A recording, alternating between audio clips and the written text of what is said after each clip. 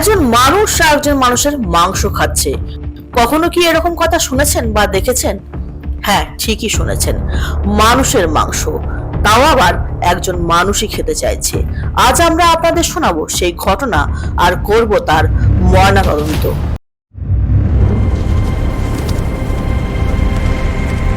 নমস্কার, আমি শুভজিৎ, হাজির ইনফোপালস বেঙ্গলে আপনাদের বিশেষ টাইম সেগমেন্ট ময়নাতদন্ত দিয়ে। আজ আমরা যে ঘটনার কথা বলবো, সে ঘটনা হয়তো সাধারণ হত্যাকাণ্ড নয়, এক পৈশাচিক ঘটনার থেকেও কম কিছু নয়। এই ঘটনা ঘটেছিল কুচবিহারের ভৈরাখানা গ্রামে 10ই জানুয়ারি 2026। আমরা শোনাবো আপনাদের সেই ঘটনা। শুনে নিই বিস্তারিত কি হয়েছিল সেদিন মিলন মেলা চলছিল কুশারহাটে। আমাদের কাছে খবর আসে যে একটি বডি পাওয়া গেছে এবং সম্ভবত একটি আনন্যাচারাল ডেথ ঘটেছে। তো আমরা সঙ্গে সঙ্গে সেখানে যাই, বডি তোলা হয়। খুব নৃশংসভাবে হত্যাটি করা হয়েছে। আমরা পরবর্তীতে যখন খোঁজ নিই যে ব্যক্তিটি কে, তখন জানতে পারি যে একজন অজ্ঞাত পরিচয় ব্যক্তি শ্মশানেই দীর্ঘদিন ধরে তিনি রয়েছেন। তো তাকে অ্যারেস্ট করা হয়, স্বীকার করে যে এই হত্যাকাণ্ডটি সে ঘটিয়েছে। প্রত্যক্ষদর্শী কিছু ব্যক্তির কথার থেকে জানতে পারি যে তার নাকি উদ্দেশ্য ছিল সেই মৃতদেহটিকে খাওয়ার। ক্যানিবালিজমের কিছু বৈশিষ্ট্য এখানে পাওয়া যাচ্ছে। আপনারা শুনলেন এতক্ষণ নৃশংসতার ঘটনার খবর। এইবার আমরা করব এই ঘটনার আসল ময়নাতদন্ত। এদিন গ্রামের একজন বৃদ্ধ লোকের দেহ উদ্ধার হয় তার বাড়ির কাছেই একটি পুকুরের ধারে, গলা কাটা ও মৃত অবস্থায় মাটিতে পড়ে। পরে গ্রামের কিছু মানুষ তাকে মৃত অবস্থায় দেখতে পেয়ে তারা খবর দেয় পুলিশে। কিন্তু পুলিশ তদন্ত যখন এগোতে শুরু করে, সমস্ত প্রমাণ ও নথি যখন সামনে আসে, তখন দেখা যায় যে এটি সাধারণ একটি হত্যাকাণ্ড নয়, এ এক ভয়ানক পৈশাচিক ও বিকৃত মানসিকতার ঘটনা। পুলিশ ও স্থানীয়দের থেকে জানা যায় যে গত 10ই জানুয়ারি দিনহাটার সীমান্ত সংলগ্ন কুশারহাট এলাকার একটি প্রত্যন্ত শ্মশান থেকে এক অজ্ঞাত পরিচয়হীন ব্যক্তির মৃতদেহ উদ্ধার করে পুলিশ। শ্মশানের সামনে পুকুরের কাছ থেকে উদ্ধার হয় মৃতদেহটি।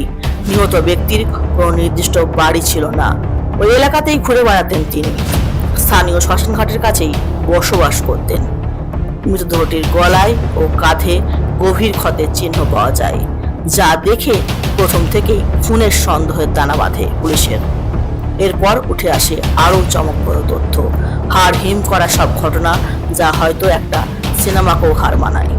পুলিশের তদন্তের পর জানা যায় যে এই ঘটনায় মূল অভিযুক্তের নাম ফিরদৌস আলম। সে ছিলেন ওই এলাকারই বাসিন্দা। শ্মশানঘাটের কাছে একা বসবাস করা নিহত বয়স্ক ব্যক্তি ছিল অভিযুক্তের কাছে সহজ লক্ষ্য, তাই সে তাকেই টার্গেট করে। সে প্রথমে ওই মানসিক বিপর্যস্ত গৃহহীন বয়স্ক মানুষটিকে ধারালো অস্ত্র দিয়ে খুন করে। তারপর তার দেহ জলের কলে ধোয়ার চেষ্টা করে এবং তার শরীর থেকে মাংস বার করার চেষ্টা করে। তাই তার শরীরে নানান আঘাতের চিহ্ন এবং তাই জন্য তার গলা কেটে ফেলে ওই নরখাদক খুনি। ঘটনার সময় অভিযুক্ত নেশাগ্রস্ত অবস্থায় ছিল এবং সে জেরায় স্বীকার করে যে সে মাংস খাবে বলেই সে খুন করেছে। একবার ভাবুন, এই 2026-এ দাঁড়িয়ে একজন মানুষ আর একজন মানুষের মাংস খাওয়ার জন্য একজন মানুষের খুন করছে। আমাদের সমাজ কোন দিকে যাচ্ছে, এও কি সম্ভব? এরপর অভিযুক্তকে পুলিশি হেফাজতে নেওয়া হয় এবং এখনো এই ঘটনা সিআইডি তদন্তাধীন। আপনারা দেখলেন কি নৃশংস হত্যাকাণ্ড ঘটেছিল সেদিন কুচবিহারের দিনহাটা গ্রামে। এই ঘটনা কি আমাদের সমাজের কাছে কিছু প্রশ্ন রেখে যায়? মানসিক অসুস্থতা, সামাজিক বিচ্ছিন্নতা, এর থেকে কি জন্ম নেয় এরকম হিংসার?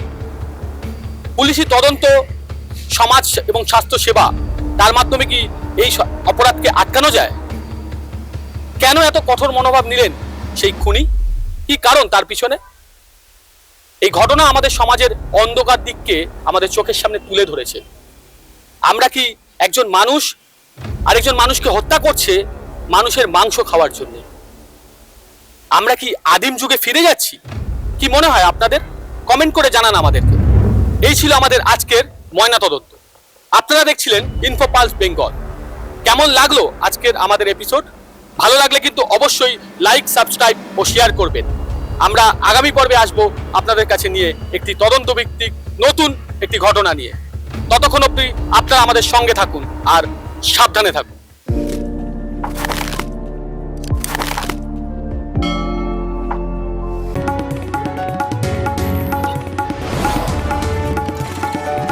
আপনারা দেখছেন ইনফো পালস বেঙ্গল, সত্যের স্পন্দন বাংলার কণ্ঠ।